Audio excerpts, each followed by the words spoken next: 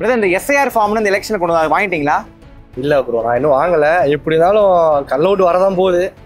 இப்படியும் ஏமாந்து தான் போகிறோம். திரும்பி முட்டா பசங்க ஏமாந்து தான் போகிறாங்க ஓட்டு போட்டு. இப்போ இந்த எஸ்ஐஆர் ஃபார்மில் வந்து பிஜேபி வந்து ஓட்டு திருடுறதுக்காக எல்லாத்துலேயும் பண்ணுறாங்க அப்படிங்கிறாங்க. அதை பற்றி உங்கள் கருத்து என்ன? கண்டிப்பா இருக்கலாம். இப்போ 30 வருஷமா அப்படிதான் நடக்குது. செத்தவங்க ஓட்டும் போடுறாங்க, கள்ள ஓட்டும் போடுறாங்க. நான் இல்லைன்னு சொல்லலை. எங்களுக்கு ஒரு 3-4 பேருக்கு வரல.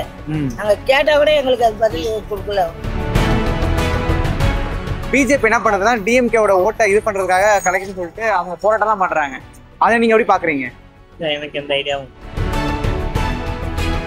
ஓட்டு திருடுறதுக்காக இவங்க முயற்சி பண்ணி பிஜேபி வந்து இந்த மாதிரி இந்த எஸ்ஐஆர்னு கொண்டு வந்து அது வந்து ராஜீவ் காந்தி அப்படிதான் சொல்லிருக்கிறாரு. என்ன அது எனக்கு உண்மையா தெரியல. எனக்கு வந்து போன வருஷம் கேன்சல் ஆகிடுச்சு. அதை நான் புதுசாக அப்ளை பண்ணதுக்கப்புறம் அது எதுவுமே என்ன ரீசன்னே தெரியல, வரல எனக்கு லிஸ்ட்டு.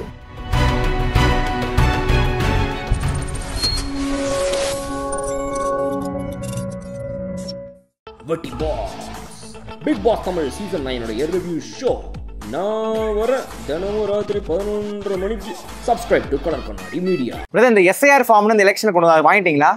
இல்லை ப்ரோ, நான் இன்னும் வாங்கலை. எப்படி இருந்தாலும் கள்ள ஓட்டு வரதான் போகுது.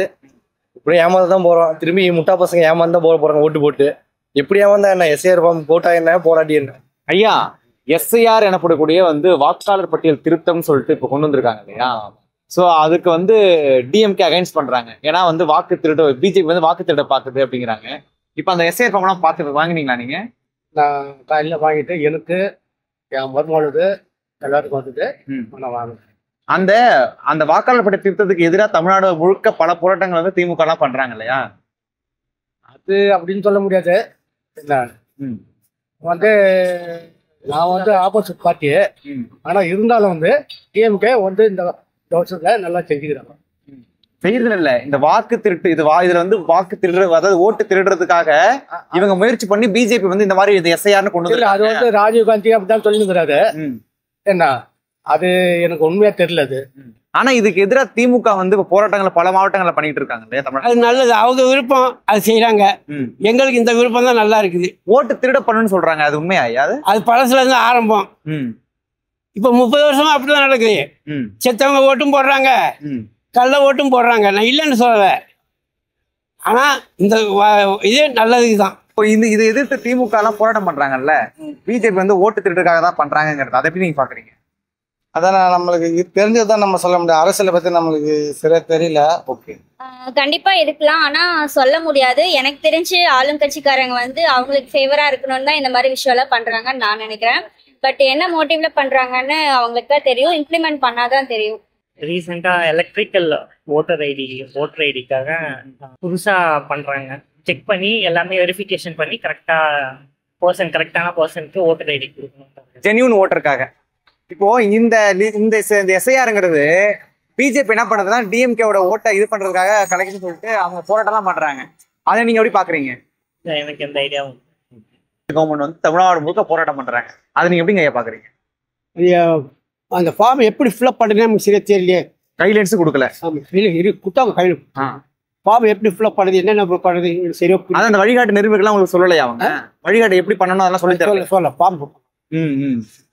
இப்போ கவர்மெண்ட் வந்து ஓட்டர் எலெக்ஷன்ல எஸ்ஐஆர்னு சொல்லிட்டு வாக்காளர் பட்டியல் திருத்தம் கொண்டு வந்திருக்காங்க. அந்த ஃபார்ம் உங்களுக்கு கொடுத்துருக்காங்களாமா? ஏன்னா திமுக அரசு என்ன பண்றாங்கன்னா பிஜேபி வந்து வாக்கு திருட்டு பண்றதுக்காக இது பண்றாங்க அப்படிங்கிறாங்களே, இதை நீங்க எப்படி பாக்குறீங்க? பாக்கணும் எப்படின்னு தெரியல. ஆனா யாருக்கு போறது என்ன தெரியல, எப்படி சொல்றதுன்னு தெரியல. எது வரணும் பாக்க. சரி, நம்ம உள்ள போகும்போது எதுக்கு போகணும்னு.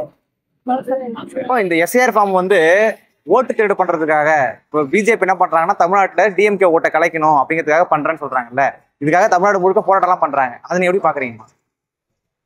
தமிழ்நாடுல நாங்க எப்போ போடுறதுதான் நாங்க போடுறோம். அதுக்குன்னு அவங்க வந்து இதுக்குதான் போனா இல்ல ஓட்டு திருடப்படும் சொல்றாங்க இந்த எலெக்ஷன். எங்களுக்கு 10-15 ஓட்டு கிட்டே வரனா எங்களுக்கு ஒரு 3-4 பேருக்கு வரல. நாங்க கேட்டா கூட எங்களுக்கு அது பதில் கொடுக்கல. ஏற்கனவே பழைய லிஸ்ட் எடுத்ததா அதை அப்படியே ஃபுல்லா பண்ணி தர சொல்லியிருக்காங்க. எனக்கு வந்து போன வருஷம் கேன்சல் ஆகிடுச்சு. அதை நான் புதுசாக அப்ளை பண்ணதுக்கப்புறம். ஏன் போன வருஷம் கேன்சல் ஆச்சு?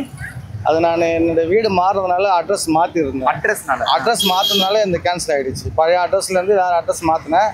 அது எதுவுமே என்ன ரீசன்னே தெரியல, வரல எனக்கு லிஸ்ட்டு.